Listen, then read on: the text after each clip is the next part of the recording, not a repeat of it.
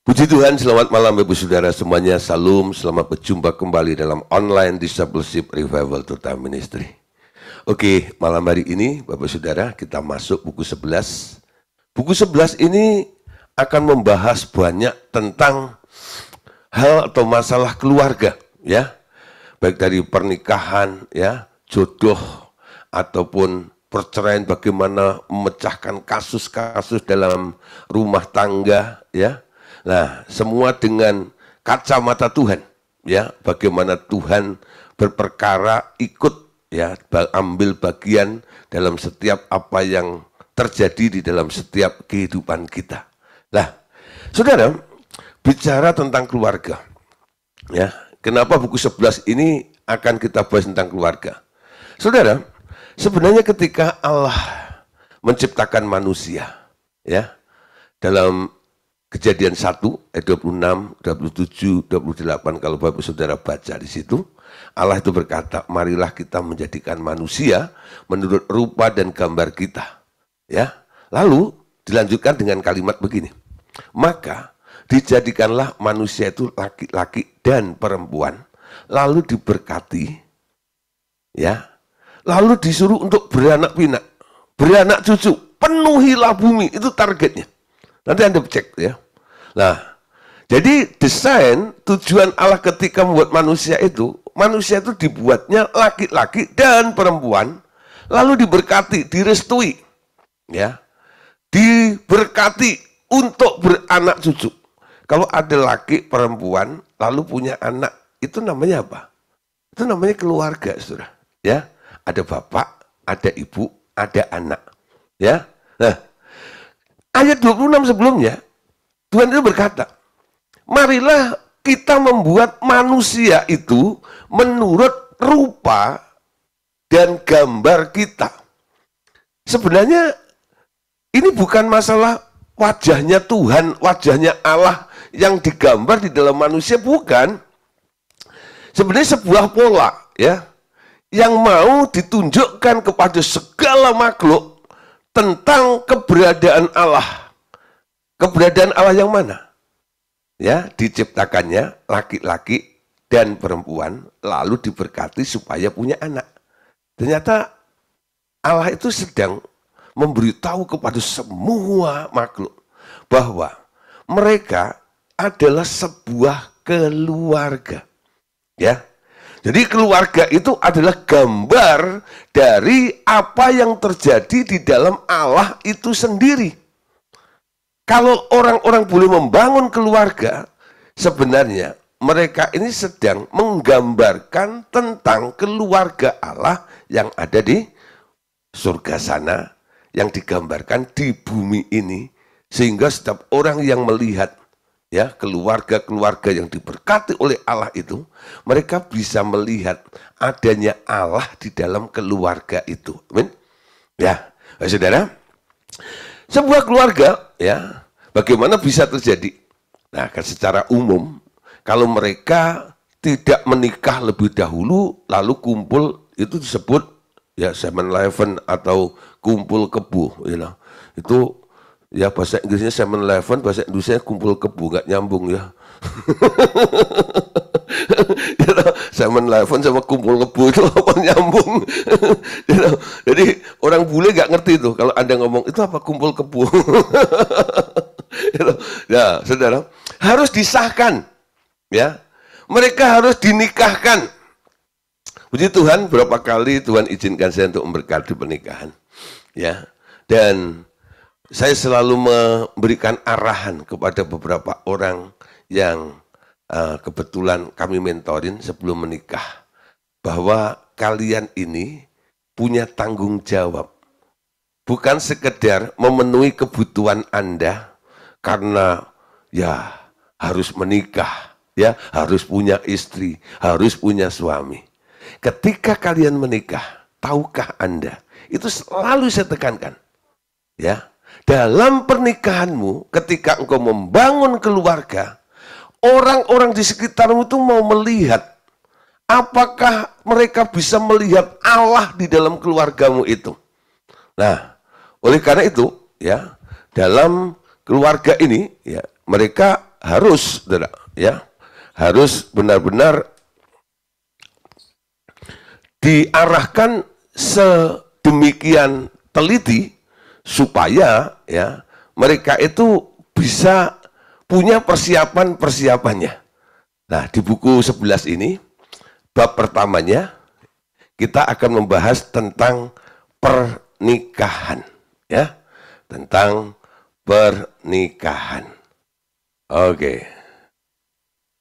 Nah, bukan berarti yang ikut belajar malam hari ini mau menikah lagi, itu bukan ya. Tapi paling enggak mengetahui tentang sebuah pernikahan. Saudara, bicara pernikahan, ya, ini adalah dua insan yang dipersatukan. Alkitab berkata, ya, laki-laki akan meninggalkan ayah ibunya lalu bersatu dengan istrinya. Sehingga mereka bukan lagi dua tetapi satu. Nah, ketika dua unsur, dua makhluk ini disatukan, walaupun saudara atas dasar senang satu dengan yang lainnya, tapi mereka punya culture, kebudayaan, ya, punya hobi, punya keinginan sendiri-sendiri, bukan? Yang kadang-kadang masih belum sinkron, belum selaras satu dengan yang lainnya, sehingga sering terjadi keluarga itu ada konflik, ya, antara apa? Satu keinginan suami dan keinginan istri kadang-kadang tidak selaras atau tidak sama. Nah, di sini saudara, dari sebuah pernikahan kita mau belajar tentang apa sih? Malam hari ini, ya, dengan kita belajar tentang pernikahan, kita akan belajar satu hal, saudara, yaitu belajar tentang kasih. Allah Bapa berkata begini, ketika aku menciptakan manusia, aku membuat gambar keluargaku di surga. Karena itu, pernikahan adalah hal yang sangat perlu untuk dimengerti, ya, bukan dikejar menjadi sebuah target, tapi pernikahan adalah hal yang sangat perlu untuk dimengerti. Jadi orang-orang yang mau menikah itu harus ngerti kenapa kalian menikah. Ya, kalau binatang nggak perlu ngerti, ya. Yang penting bisa beranak pinak untuk meneruskan generasinya atau keturunannya. Tapi kalau manusia, ya, mereka menikah, mereka harus mengerti kenapa mereka itu menikah. Kenapa, saudara? Karena nafsu daging telah merusakkan gambar ini di bumi. Ya, jadi orang yang menikah tanpa pengertian yang tepat, tanpa pengertian yang benar, sebenarnya pernikahan mereka boleh disebut pernikahan yang bersifat daging, ya. Daging alias nafsu, ya. Nah, mungkin karena udah umurnya udah, ya, menginjak di atas 30 gitu, wah, cepet-cepet, ya, cari siapa aja boleh. Kenapa ini? Yang penting punya istri, yang penting punya suami.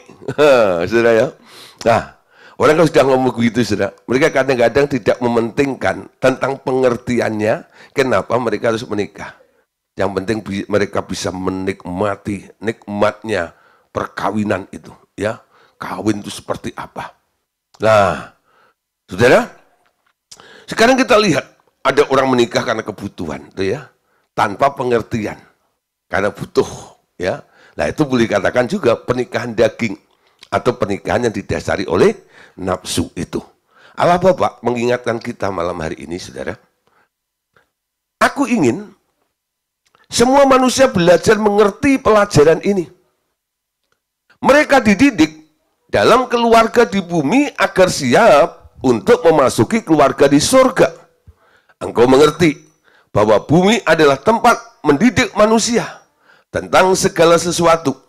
Belajar mengerti dengan mengalaminya sendiri. Jadi Tuhan izinkan orang untuk menikah supaya mereka boleh belajar dengan cara apa? dengan cara pengalaman. Jadi kalau ada orang diizinkan oleh Tuhan untuk menikah, artinya mereka diberi sebuah pengalaman, dengan pengalaman itu mereka boleh belajar. Belajar tentang apa? Belajar tentang kasih. Belajar tentang kasih. Anda tahu ya, Alkitab memberikan definisi tentang kasih. Unsur-unsur daripada kasih itu apa? Kasih itu murah hati. Kasih itu tidak menuntut. Dengar ya? Nah, kasih itu memberi. Kasih itu panjang sabar. Nah, unsur-unsur kasih itu harus bisa diekspresikan ketika seseorang menikah, punya pasangan. Bagaimana mereka memperlakukan pasangannya itu dengan kasih atau dengan nafsu. Nah, di sini saudara. Nanti Anda lihat, ya, pernikahan yang didasari oleh karena mereka sedang belajar, mau mengerti tentang rancangan Tuhan dan Tuhan mengajarkan sebuah nilai kasih kepada mereka. Jadi mereka nanti akan bisa bisa belajar dari pengalamannya itu. Ya. Nah, di sini memang saudara ya, orang yang diizinkan menikah artinya mereka punya materi. Boleh merasakan, ya. Kalau Anda punya teman gitu ya, kan jarang-jarang ketemu ya. Paling seminggu sekali, sebulan sekali, 3 bulan sekali, atau seminggu 2 kali, 3 kali.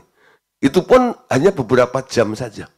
Tapi kalau namanya suami atau istri, ya suami istri, itu ketemunya tiap hari. Betul nggak? Waktunya lebih banyak, bukan? Nah, kesempatan untuk belajarnya lebih banyak juga di sini ini. Nah, di sini saudara, belajar ya dengan pengalami sendiri itu jauh lebih mengena daripada hanya kata orang, betul? Hanya kata orang atau hanya sebuah konsep teorinya saja. Oh, idealnya seperti ini, gitu ya. Idealnya seperti ini. Saudara, ada beberapa orang kadang-kadang ya, saya punya teman orang Katolik ya. Mereka bilang gini, aduh ya, itu kalau pastor ngomong tentang pernikahan agak lucu ya.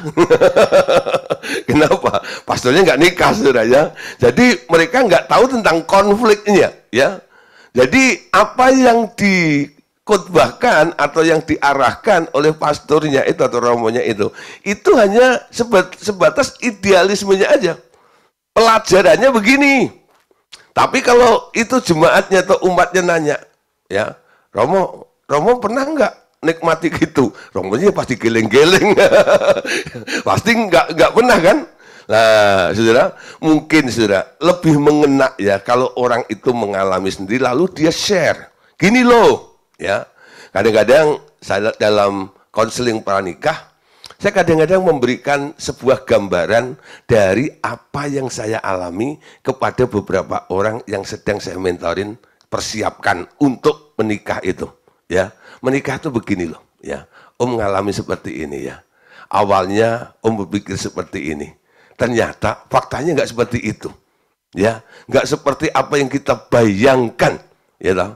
Wah, indah luar biasa. Tapi faktanya ketika terjun ke situ, wah banyak konfliknya. Tapi di sini kita harus belajar satu, ya. Ketika kita mengucapkan ikrar sumpahnya, itu kan sebenarnya semuanya dasarnya adalah kasih, betul nggak ya? Aku mengasihimu, aku menerimamu, ya toh? Nah, baik dalam keadaan, ya kaya atau miskin, sehat ataupun sakit, itu kan, dan sebagainya. Itu menunjukkan ekspresi orang mengasihi.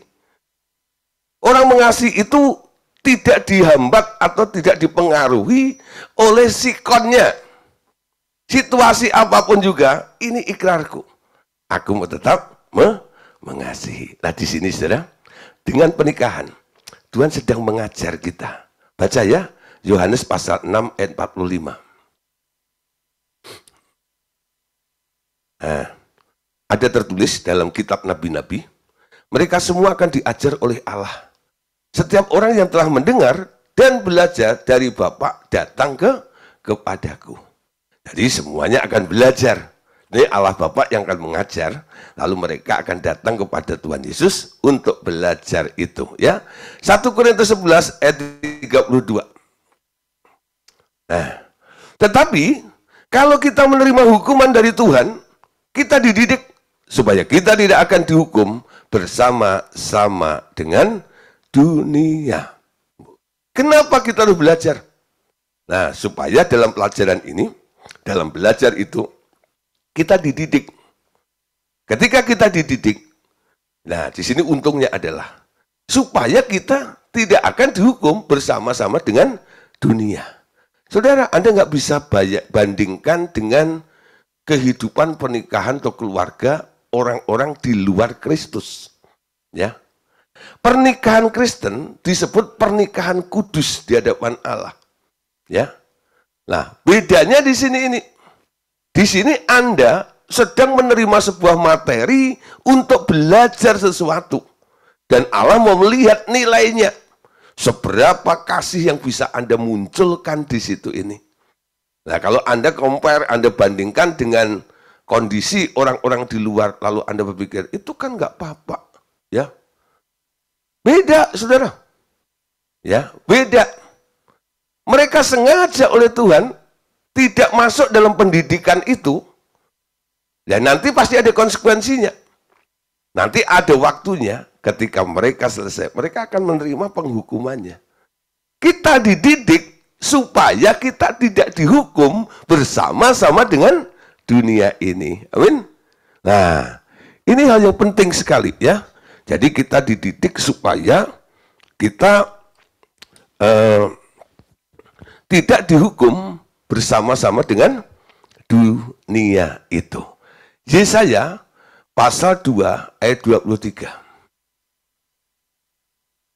Nah, akan terjadi pada hari-hari yang terakhir, gunung tempat rumah Tuhan akan berdiri tegak di hulu gunung-gunung dan menjulang tinggi di atas bukit-bukit. Segala bangsa akan berduyun-duyun ke sana. Dan banyak suku bangsa akan pergi setelah berkata, mari kita naik ke gunung Tuhan, ke rumah Allah Yakub, supaya ia mengajar kita tentang jalan-jalannya, dan supaya kita berjalan menempuhnya. Sebab dari Sion akan keluar pengajaran dan firman Tuhan dari Yerusalem. Amin. Nah, saudara, tentang nilai kasih, Paulus merumuskan begini, ya. Coba lihat dalam Efesus 5 ayat 29 sampai 33. Sebab tidak pernah orang membenci tubuhnya sendiri, tetapi memelihara dan merawatnya, sama seperti Kristus terhadap jemaat. Karena kita adalah anggota tubuhnya, sebab itu laki-laki akan meninggalkan ayahnya dan ibunya dan bersatu dengan istrinya, sehingga keduanya itu menjadi satu daging. Rahasia ini besar, tetapi yang aku maksudkan ialah hubungan Kristus dan jemaat. Bagaimanapun juga, bagi kamu masing-masing berlakulah, kasihilah istrimu seperti dirimu sendiri, dan istri hendaklah menghormati suaminya. Ya, nah saudara, Paulus itu memberikan satu gambaran tentang pernikahan itu. Ya, hukum tentang suami dan tentang istrinya itu. Paulus berkata, sebab itu tidak pernah orang membenci tubuhnya sendiri. Orang yang membenci tubuhnya sendiri ya, itu sebenarnya orang nggak waras. Nah, ya pasti ya. Tapi kalau orang waras, dia akan memelihara, merawat tubuhnya itu. Nah, tetapi memelihara dan merawatnya sama seperti Kristus terhadap jemaat. Nah, saudara, jadi hubungan dalam perkawinan itu tadi dikatakan rahasia ini besar. Tetapi yang aku maksudkan ialah hubungan Kristus dan jemaatnya. Saudara, Kristus itu kepala, amin. Gereja adalah tubuhnya. Suami istri ya, suami diangkat untuk menjadi kepala atas istrinya. Istri itu ibaratnya tubuhnya. Sehingga ada kewajiban. Ya. Kasihilah istrimu, ya, dan istri hendaklah menghormati suaminya. Sebagai tubuh, dia harus menghormati. Apapun yang diputuskan oleh kepala itu, istrinya harus ikut. Itu namanya menghormati, bukan ngangguk tok gitu, bukan. You know? Nah, ada orang ngangguk tapi orang Jawa bilang inggih-inggih mboten kepanggih. You know? Nah, ngangguk tapi padahal nggak setuju. Ya, nah, saudara harus menghormati, tunduk kepada suaminya. Nah, saudara, dari dua tugas ini, bagi suami yang sebagai kepala harus mengasihi istrinya, ya, dan istri harus tunduk kepada suaminya. Kalau saya sedang membimbing pernikahan gitu ya, pranikah gitu, saya tanya kepada dua calon suami istri ya, pasangan itu, saya tanya, menurut kalian nih, ya, mana yang lebih berat, ya, mengasihi atau tunduk, ya. Mengasihi atau tunduk, gitu ya. Wah, gitu ya. Lalu dia mulai, ya mengasihi Pak, gitu. Gimana enggak, ya. Mengasihi itu mencakup segala aspek, gitu. Mengasihi dalam segala hal, termasuk isi dompet dan seisinya. Mengasihi itu ya. Nah, saudara, ya, tapi istrinya ya, dia juga punya sanggah sendiri. Ya enggak lah Pak, ya. Walaupun cuman katanya tunduk, wah itu Pak, itu beratnya luar biasa juga nih, ya. Emangnya enak tunduk itu, gitu ya. Nah, itu kan menyangkut perasaan, harga diri dan sebagainya. Nah, di sini makanya harus belajar. Bagaimana belajarnya? Bahwa pernikahan yang sedang Anda lakukan ini, Anda sedang ya, menggambarkan hubungan antara Kristus dan jemaatnya. Coba Anda lihat Kristus. Bagaimana Kristus ya memberikan atau melengkapi jemaatnya itu.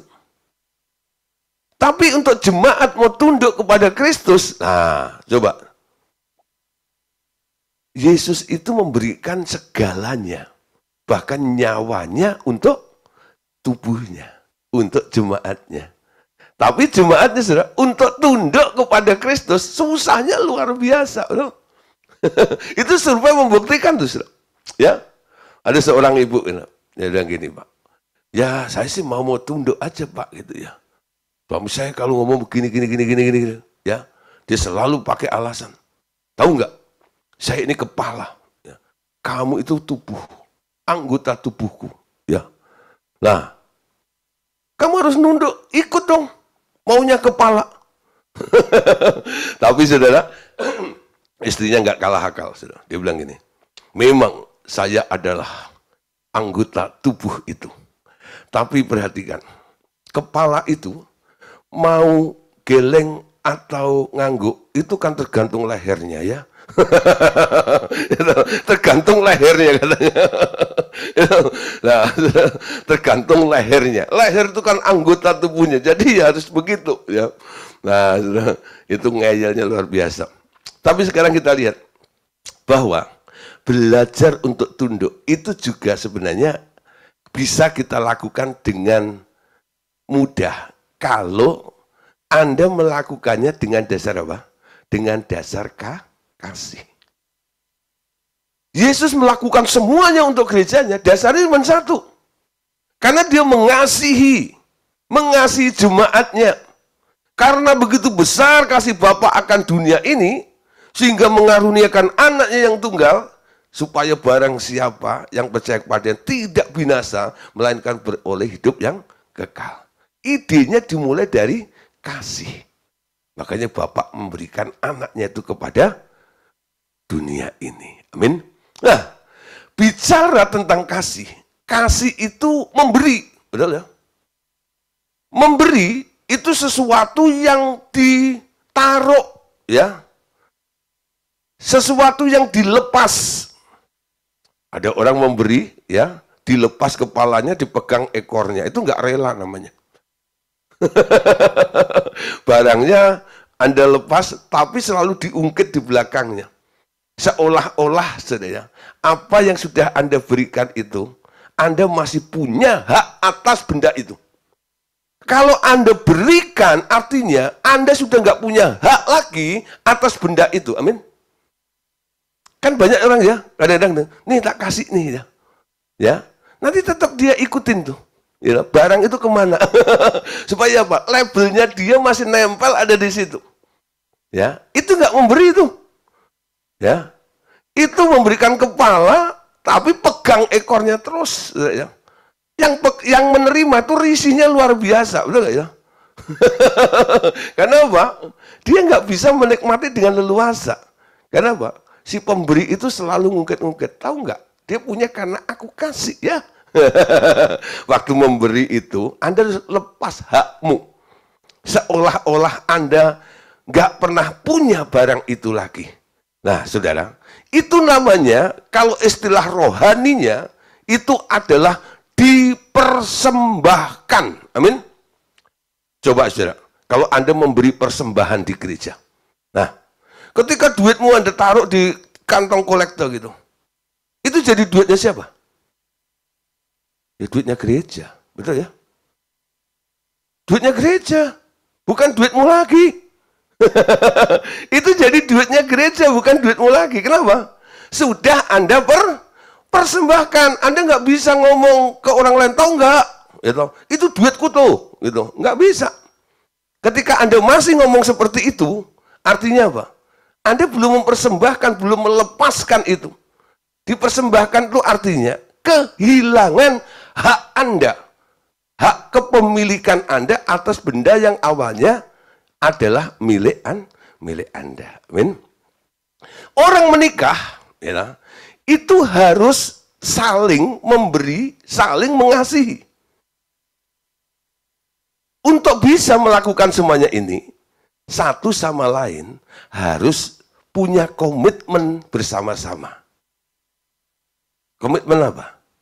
Mempersembahkan hidup, ya. Suami mempersembahkan hidupnya kepada istrinya, istri mempersembahkan hidupnya kepada suaminya.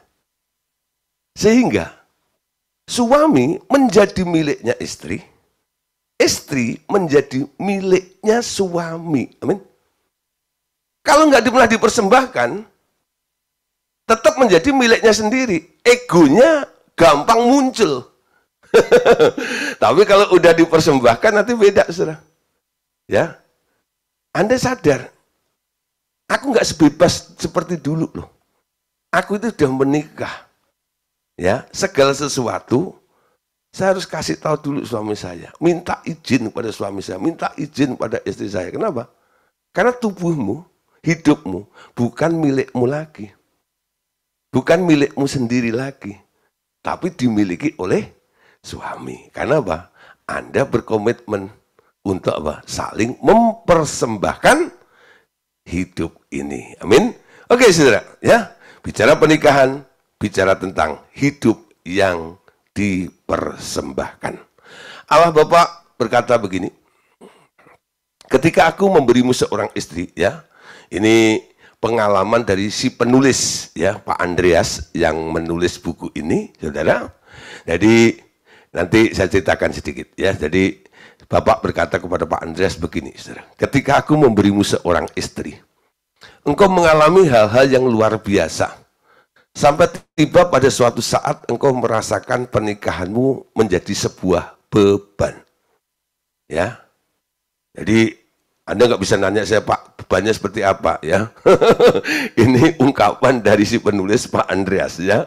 Nah, jadi pernikahan yang dialaminya itu dirasakan oleh Pak Andreas kala itu menjadi sebuah beban, ya. Nah, aku, Bapak katakan, telah mengizinkan iblis masuk dan membawa istrimu pergi, ya. Istri Pak Andreas meninggal, ya. Lalu engkau baru merasakan betapa berharganya hidupnya bagimu. Itu sebuah pelajaran untuk diingat, anakku. Bila kasih berubah menjadi beban, aku tak membiarkan hal itu terus menjadi bebanmu. Ya, saudara, salah satu alasan, ya. Jadi Ini alasan yang diungkapkan oleh beliau ya. Jadi Pak Andes itu menikah dengan orang hebat lah, ya, terkenal, pemimpin paduan suara internasional ya. Luar biasa ya. Sampai satu kali tuh dia menikah, nikahnya juga disuruh Tuhan. Pernikahannya menjadi sebuah beban ya. Sesuai dengan dirasakan oleh beliau. Akhirnya ya Tuhan izinkan iblis menggocok ke situ, istrinya sakit ya, sampai akhirnya meninggal, diambil oleh Tuhan. Nah, yang dipetik di sini ini, ya ternyata apa? Ketika ya sebuah pernikahan yang awalnya itu adalah sebuah kasih ya, tapi telah berubah menjadi beban. Sekarang Tuhan mesti ambil sikap ada di sini ini, ya. Kenapa? Karena Allah tidak mau ya kita itu terus ada di dalam sebuah beban ya, beban itu. Jadi akhirnya ya diangkat oleh Tuhan. Dilepaskan dari bebannya itu. Next ya saudara. Terus saudara punya pengalaman yang kedua lagi nih Pak Andreas ya. Aku telah mengulangi hal yang sama dengan anak perempuanmu. Ketika engkau mulai merasakan hal itu sebagai beban, aku mengizinkannya untuk diangkat darimu.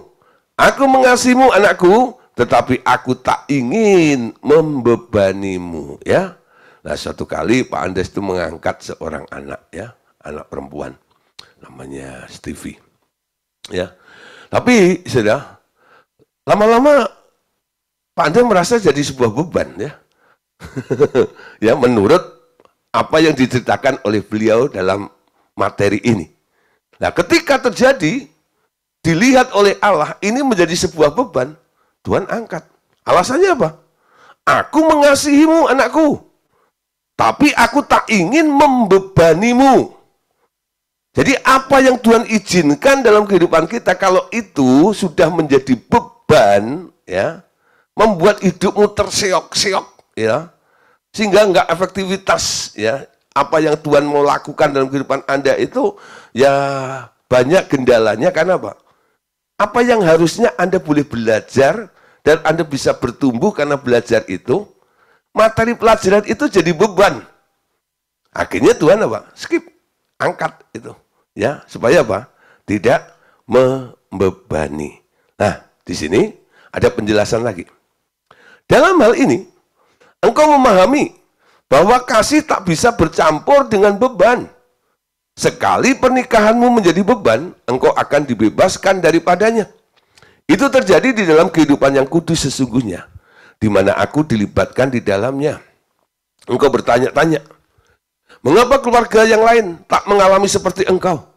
Jangan lupa, ketika engkau menyerahkan seluruh hidupmu kepadaku, engkau mengadakan kontrak seumur hidupmu denganku. Akulah yang mengatur hidupmu seluruhnya. Nah, saudara, kenapa Tuhan begitu ya campur tangan dengan kehidupan Pak Andreas ini? Karena Pak Andreas itu pernah mengambil sebuah statement komitmen dengan Tuhan.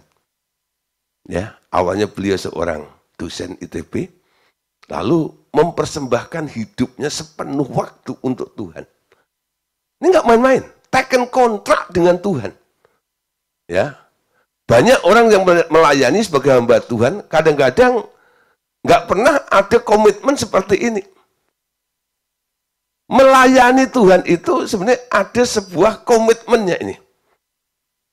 Nah, kemarin waktu saya membahas dalam seminar tentang ini aku, utuslah aku, saya tekankan di situ ya.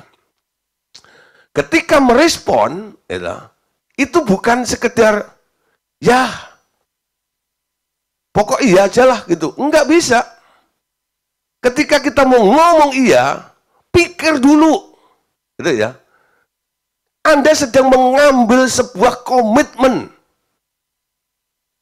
Dan banyak orang kadang-kadang setelah ngomong, ya Tuhan ini aku, utuslah aku, habis itu lupa dengan statementnya itu. Tuhan yang Anda ajak janjian itu, Tuhan terus ingat ya, kapan ini orang mau melakukannya. Sementara Anda sudah lupa dengan omongan Anda sendiri. Nah, ini harus begitu ya. Pak Andres tuh nggak sembarang ambil. Dia sudah hitung ya. Nah, saya dapat pelajaran bagus itu dari Pak Andres. Pak Andres itu bikin tabel gitu juga. Kalau jadi hamba Tuhan, ya, untungnya apa? Ruginya apa? Ya. Itu ditulis. Nggak boleh kawin, gitu. Ya, terus pokoknya macam-macam lah gitu, ya. Lah, ruginya apa? Untungnya apa? Ya. Semua dihitung semuanya. Tapi akhirnya beliau ambil sikap. Aku mau melayani Tuhan. Ini aku Tuhan. Utuslah aku. Hidup dipersembahkan kepada Tuhan. Amin. Nah, hati-hati Bapak Saudara yang pernah berujar kepada Tuhan. Kadang-kadang Anda pakai ayat itu ya. Roma 12 ayat 1 sampai 2. Karena itu, saudara-saudara, oleh kemurahan Allah, aku menasihatkan kamu, supaya kamu mempersembahkan tubuhmu sebagai persembahan yang hidup, yang kudus, dan yang berkenan kepada Allah. Itulah ibadahmu yang sejati. Janganlah kamu menjadi serupa dengan dunia ini, tetapi berubahlah oleh pembaruan budimu, sehingga kamu dapat membedakan mana kehendak Allah, apa yang baik, yang berkenan kepadanya, dan yang sempurna. Paulus ya tidak mengharuskan. Betul? Paulus hanya memberi saran. Ingat nih, kalau mengharuskan itu ada unsur paksaan. Paulus gak memaksa.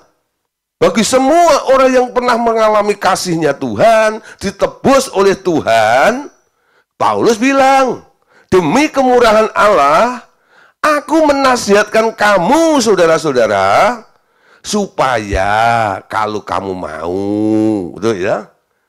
Karena ada konsekuensinya.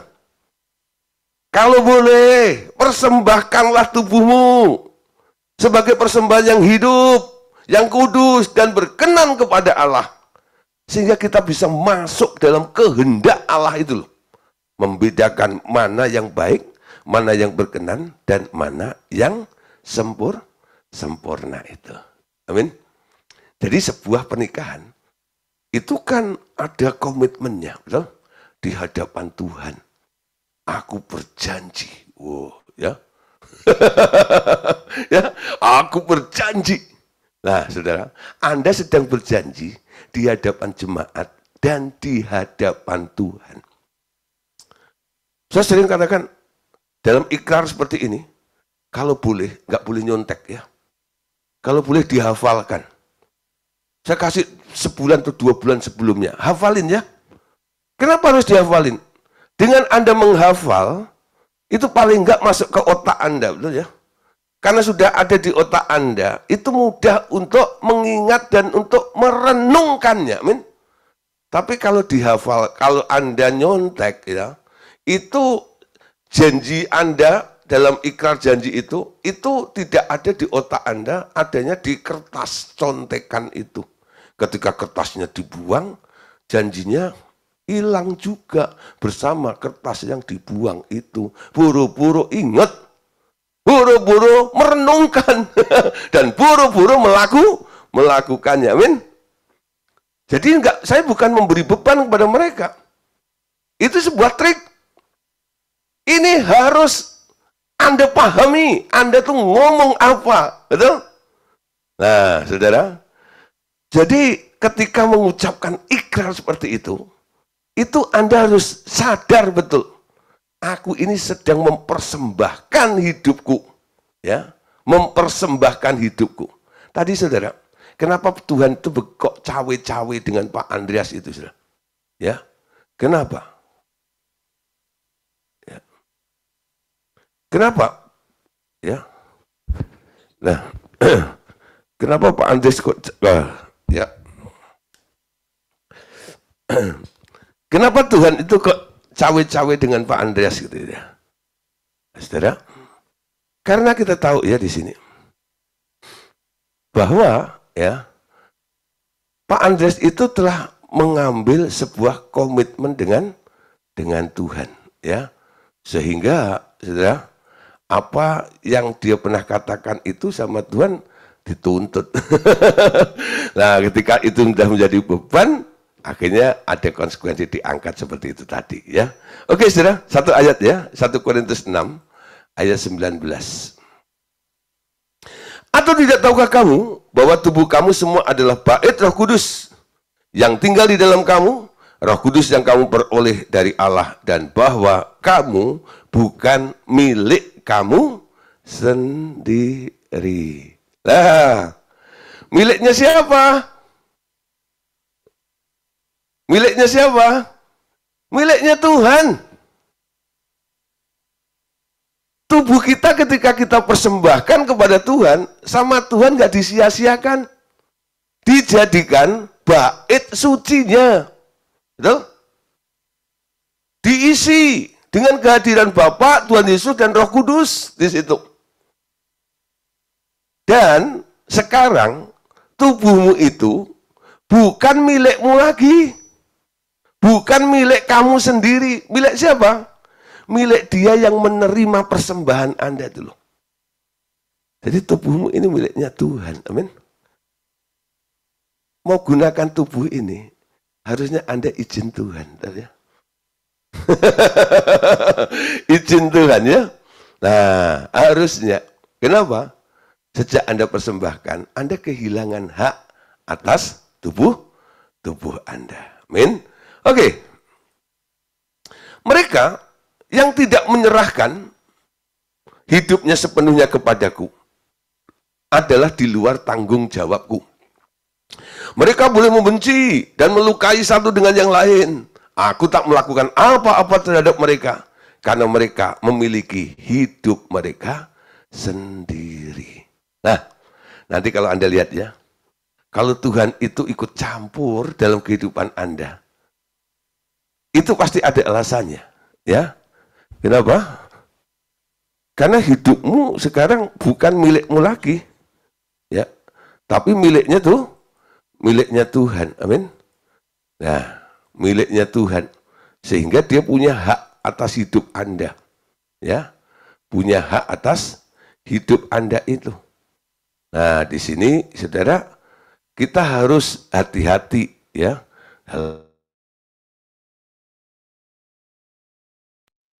Tubuhmu bukan milik diri, tapi sekarang miliknya Allah. Amin.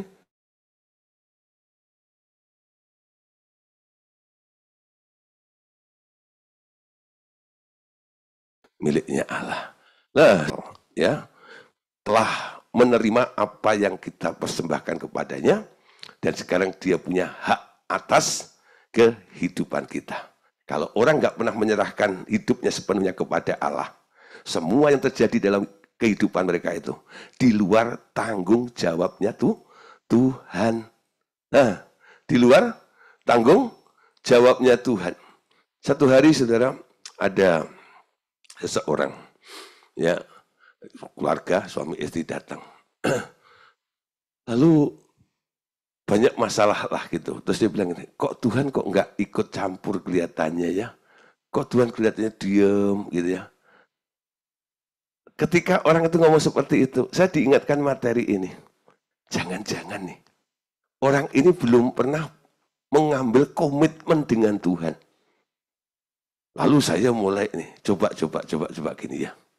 Kalau Tuhan, kamu rasa Dia nggak ikut campur dalam kehidupan Anda, jangan-jangan ya, kamu belum pernah berjanji atau mengambil sebuah komitmen dengan Tuhan. Nggak salah ya, kalau kita coba sekarang ya, mulai hari ini, coba kamu katakan, Tuhan, ya, aku persembahkan hidupku ini kepadamu. Biar hidupku ini, seluruh anggota tubuh ini sekarang menjadi milikmu Tuhan. Nah, kalau sudah jadi miliknya Tuhan, apapun yang terjadi atas tubuhmu, atas hidupmu itu, sekarang Tuhan punya kepentingan. Tuhan punya tanggung jawab untuk menyelesaikan di situ. Jadi hidup yang dipersembahkan itu penting. Mempersembahkan hidup itu penting. Karena apa? Anda akan melihat campur tangan Allah di dalam kehidupan Anda. Amin.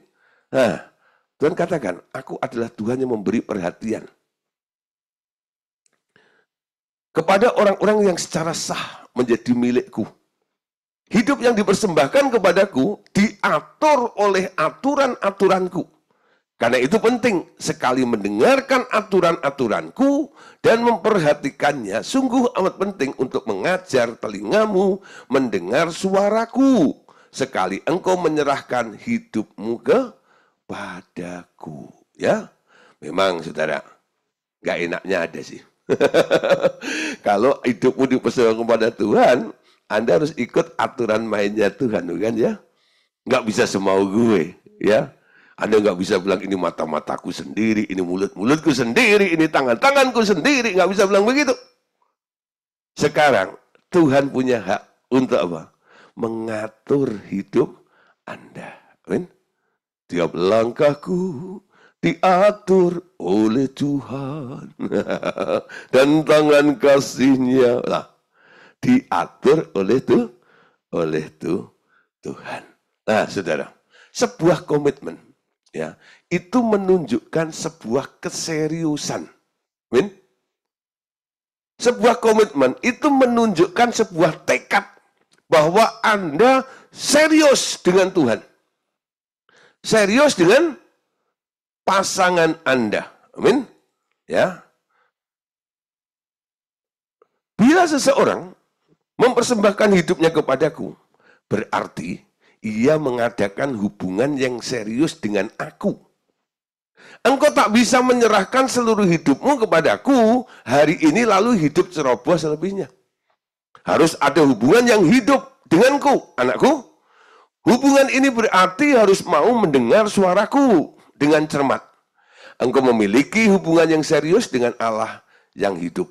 Pahamkah? Ya, kita taken kontrak, kita punya hubungan yang serius dengan Allah. Karena apa? Hidup yang telah dipersembahkan menjadi sebuah komitmen. Ya, 1 Petrus pasal 4 ayat 17. Karena sekarang telah tiba saatnya penghakiman dimulai dari rumah Allah sendiri. Jika penghakiman itu dimulai pada kita, bagaimana pula kesudahannya dengan mereka yang tidak percaya pada Injil Allah. Matius 12 ayat 36. Tetapi aku berkata kepadamu, setiap kata sia-sia yang diucapkan orang harus dipertanggungjawabkannya pada hari penghakiman. Karena menurut ucapanmu engkau akan dibenarkan dan menurut ucapanmu pula engkau akan dihukum. Sekarang engkau harus mengajar setiap orang tentang hidup yang dipersembahkan. Jadi hidup yang dipersembahkan itu perlu, saudara, ya.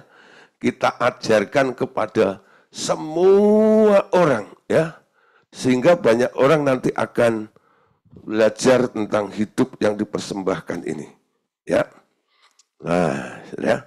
Jadi hidup yang dipersembahkan kepada Tuhan itu perlu diajarkan. Jadi Anda coba mulai dengungkan, saudara, pengertian ini kepada anak Anda, ya, pada pasangan Anda. Apakah kita ini pernah mempersembahkan hidup kepada Tuhan? Nah, ini melandasi. Nanti akan memperbaiki hubungan Anda dengan pasangan Anda. Ingat loh ya, komitmen kita ini membuat apa? Bahwa hidupmu bukan milikmu lagi, tapi milikku. Ya, suami menjadi miliknya istri, istri menjadi miliknya suami. Seperti hidup kita sekarang menjadi miliknya Tuhan. Nah, pelajaran ini harus ditangkap, dimengerti oleh banyak orang. Ya, ini profesor yang ngomong begini. Ya, sekarang engkau harus mengajar setiap orang tentang hidup yang dipersembahkan. Itu adalah hubungan serius yang hidup sebagai sahabatku. Sekali engkau berjalan denganku, engkau tak boleh menjadi bosan, lalu tiba-tiba ingin berhenti untuk berjalan semaumu sendiri lagi. Mengertikah?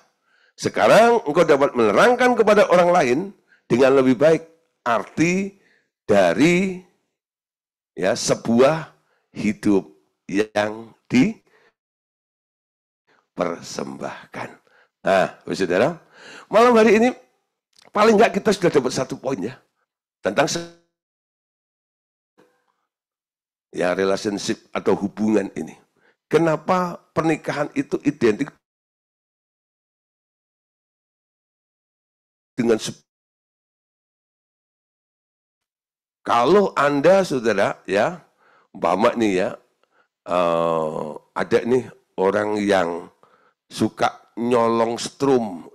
Nah, saudara, nyolong strum itu ya, itu nggak resmi itu ya hubungannya, ya. Nah, itu nggak resmi. Tapi kalau resmi, Anda harus tekan kontrak tuh sama PLN tuh ya. Tiap bulan bayar. Nah, nanti alat-alat yang dipasang di situ itu bukan punyamu, ini punyanya PLN. Nah, kalau macam gitu ada nih aturan-aturannya ada juga nih ya. Nah, yang nyolong setrum itu hubungannya hubungan ilegal dulu ya. Nah, jadi Anda resmi, betul ya. Komitmen seperti itu. Nah, mulai nih bisa dijelaskan kepada beberapa orang supaya khususnya nih ya, kalau Anda tahu nih ada keluarga Anda atau kenalan Anda yang mau menikah, ya, paling enggak Anda bisa ngomong nih ya, karena kita belajar malam hari ini. Oh, mau menikah, saya cek nih hubungan mereka ini, bentuknya seperti apa, ya, kasih saran, ya, kasih saran. Dikasih saran aja kadang-kadang masih bablas kok ya. Apalagi yang tidak sama sekali dikasih saran.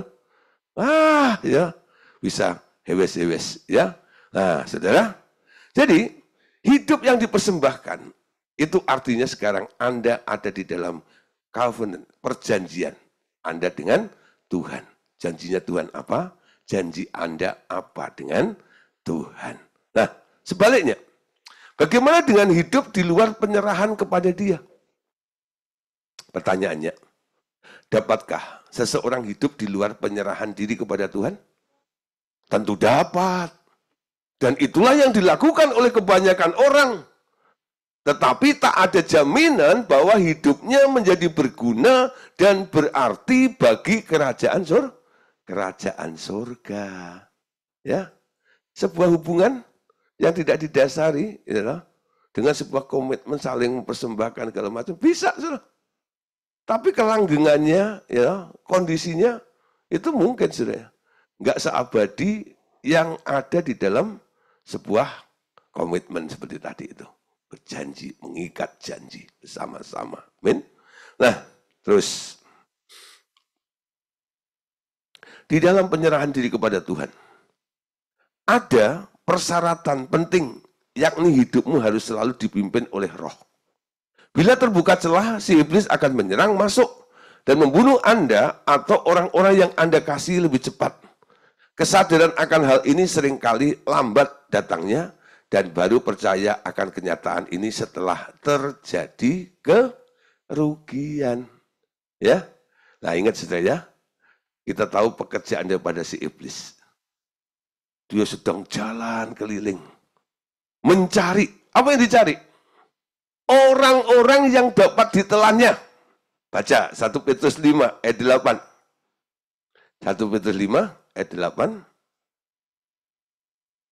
Nah, sadarlah dan berjaga-jagalah.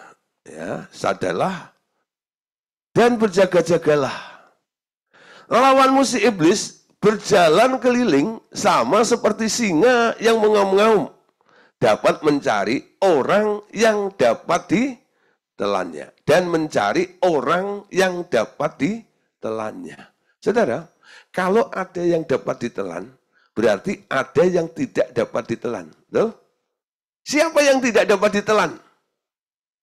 Mereka yang punya dasar komitmen. Ya. Tapi yang tidak punya komitmen, itu yang gampang nih nanti. Yang bisa ditelan. Yang ada di dalam komitmen Allah, Allah punya hak. Ya, punya kewajiban untuk apa? Melindungi Anda dari yang jahat itu. Sehingga si jahat ini tidak bisa menelan Anda. Tapi kalau enggak, Hidupmu nggak pernah dipersembahkan kepada Tuhan dengan leluasa, kapan saja. Ketika ada celah masuk, dia akan menghajar Anda. Kenapa? Nggak ada sebuah perlindungan di dalam kehidupan kita ini. Nah, itu bahayanya dan keuntungannya.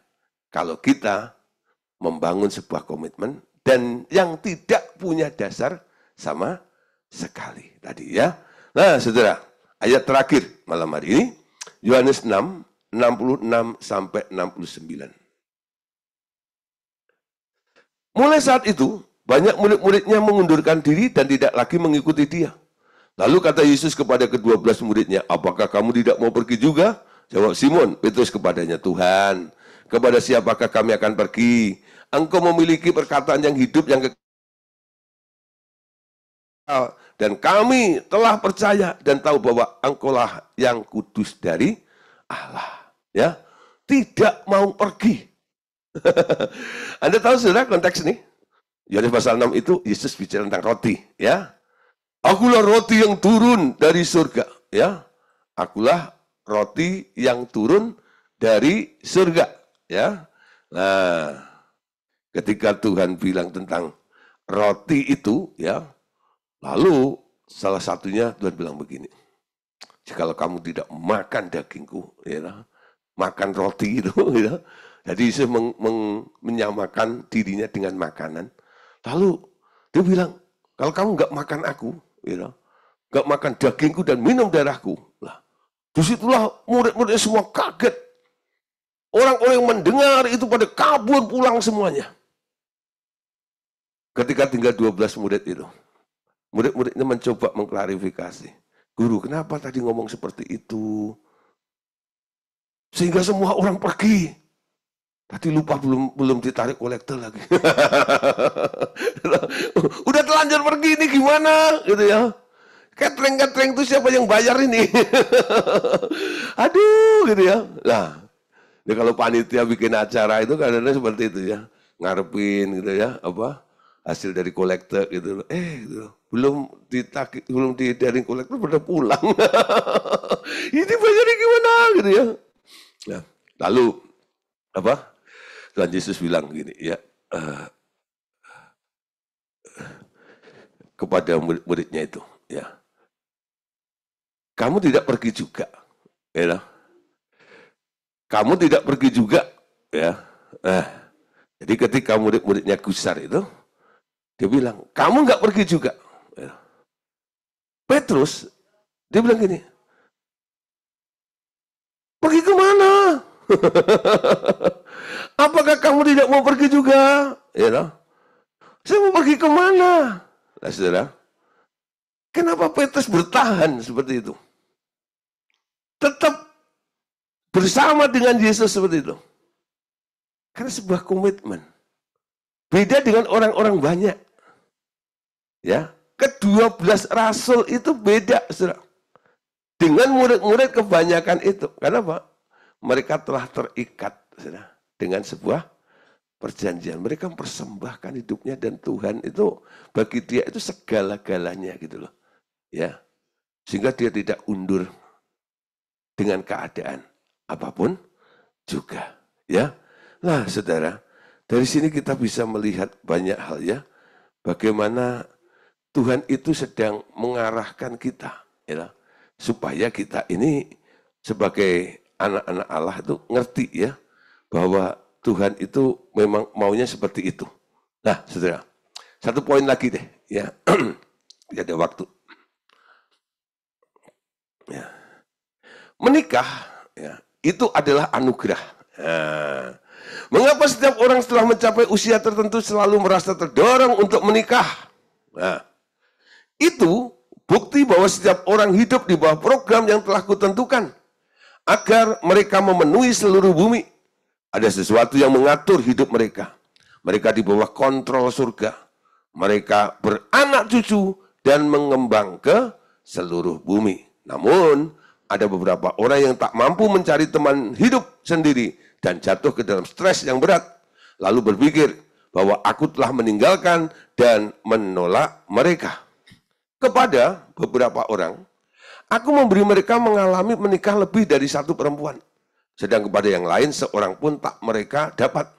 Setiap hal terjadi untuk suatu tujuan tertentu yang diatur oleh surga. Ya, yang diatur oleh surga. Nah, saudara, kalau ayat ini tadi kata-katanya, Tuhan kadang-kadang kayaknya nggak adil ya, kayak nggak adil gitu loh, ya. Yang satu, ya, satu aja nggak dapat, ya. Tapi, ada yang bisa dapat sampai 2, 3. Nah, sudah, ini bukan contoh yang baik sih gitu ya. Tapi kenapa harus diizinkan seperti itu terjadi pada seseorang? Coba Anda lihat 2 Samuel 12 ayat 8. 2 Samuel 12 ayat 8. Nah, ini firman Tuhan kepada Daud, saudara ya. Telah kuberikan isi rumah Tuhanmu kepadamu dan istri-istri Tuhanmu ke dalam pangkuanmu. Aku telah memberikan kepadamu kaum Israel dan Yehuda. Dan seandainya itu belum cukup, tentulah aku tambah lagi ini dan itu kepadamu. Kayaknya Tuhan tuh, ya loh, setuju banget itu. Kapan Tuhan ngomong gitu sama saya ya? Jangan berpikir seperti itu. Ya. Nah, ini kasus Daud yang memang pada waktu itu, saudara ya, itu tentang poligami, monogami belum kuat itu ya, sebelum Tuhan Yesus datang.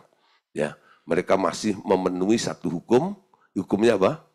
Beranak cuculah, penuhilah bumi. Itu, ya. Nah, kalau Anda hidup di zamannya Daud mungkin masih ada di hukum itu ya. Tapi hukum sekarang beda ya. Nah, nggak boleh ya. Nah, jangan pakai ayat ini nanti untuk alasan gitu ya. Nah, itu buktinya ya. Daud ya boleh ya, harusnya saya juga boleh dong ya. Nah, sudah. Sekarang lihat ayat berikutnya ya. Kejadian 1:28. Allah memberkati mereka, lalu Allah berfirman kepada mereka, beranak cuculah dan bertambah banyak, penuhilah bumi dan taklukkanlah itu, berkuasalah atas ikan-ikan di laut dan burung-burung di udara dan atas segala binatang yang merayap di bumi. Ya, di sini belum ada aturan monogami atau poligaminya. Amin ya. Nah, saudara. Tapi kita lihat, saudara. Kalau orang sampai menikah boleh mendapatkan pasangan, ya. Ini ditulis oleh orang yang punya istri dan gundek 1000, ya, namanya Salomo. Amsal 18 ayat 22. Siapa mendapat istri, mendapat sesuatu yang baik, dan ia dikenan oleh Tuhan. Gundeknya 700, istrinya 300, atau balik lupa deh bukan itu. Bayangin saudara, dia tulis itu, ya. Orang mendapatkan istri, ya, dikatakan tadi, mendapat sesuatu yang baik dan ia dikenan oleh Tuhan. Ya, itu karena masih memenuhi satu hukum aturan Kejadian 1 tadi ya, ayat yang ke-26 tadi ya. Nah, saudara, dari sini kita bisa melihat ya, Efesus 4 ayat 7 ya, Efesus 4 Matius 19 ayat 2, Nah, Matius 19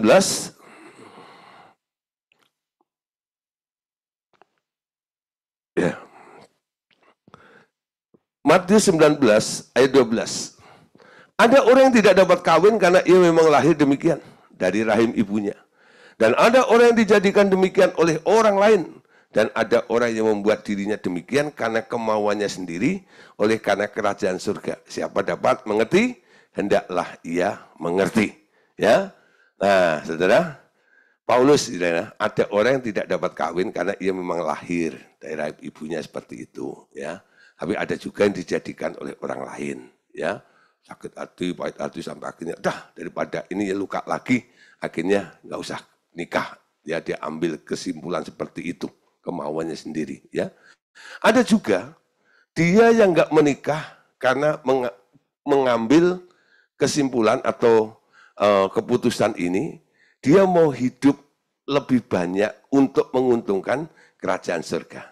Dan Paulus menggarisbawahi siapa yang dapat mengerti, hendaklah ia mengerti. Ya, Paulus sendiri, saudara, ya, dia sebagai hamba Allah pada waktu itu, dia tidak menikah, ya, tidak menikah.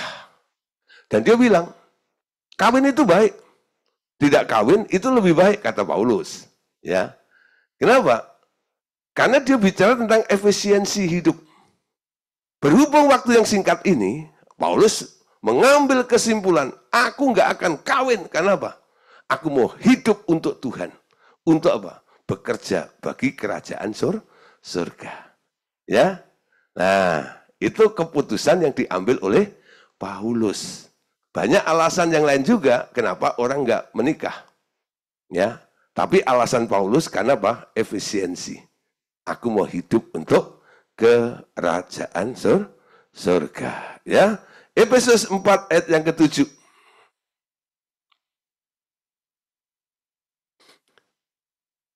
Tetapi kepada kita masing-masing telah dikaruniakan kasih karunia untuk ukuran pemberian Kristus. Kalau berarti dikatakan bahwa menikah itu anugerah, yaitu dapat kasih karunia lah. Ya, 1 Korintus 7 ayat 7 sampai 8. Meskipun demikian alangkah baiknya kalau semua orang seperti aku, kata Paulus. Tetapi setiap orang menerima dari Allah karunianya yang khas. Yang seorang karunia ini, yang lain karunia itu. Tetapi kepada orang-orang yang tidak kawin dan kepada janda-janda, aku anjurkan supaya baiklah mereka tetap dalam keadaan seperti aku. Nah, dalam keadaan seperti apa, saudara? Hidup melayani Tuhan, ya. Nah, jadi Paulus itu hidup melayani Tuhan. Hidup seperti Paulus. Kalau boleh, kalau nggak nikah, ya, persembahkan hidupmu untuk Tuhan. Untuk apa? Untuk memperlebar pekerjaan Tuhan. Hidup untuk kerajaan surga. Ya, oke, saudara, kita tutup beberapa poin di sini.